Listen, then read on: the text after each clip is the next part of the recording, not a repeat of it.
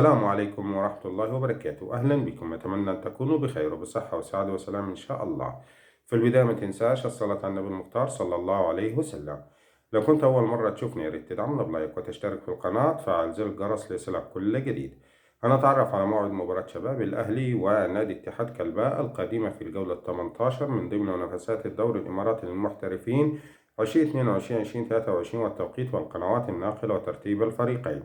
تقام المباراة يوم الخميس الموافق 2 مارس 2/3/2023 وتنقل المباراة على قناة أبو ظبي الرياضية.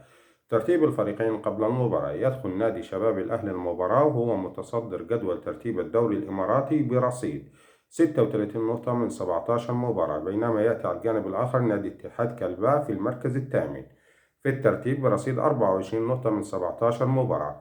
وتنطلق صافرة البداية في تمام الساعة 5:15 بتوقيت الجزائر وتونس والمغرب، 6:15 بتوقيت مصر والسودان وليبيا، 7:15 مساء بتوقيت العراق والسعودية والكويت والبحرين وقطر والأردن ولبنان وسوريا واليمن وفلسطين، 8:15 بتوقيت الإمارات وعمان.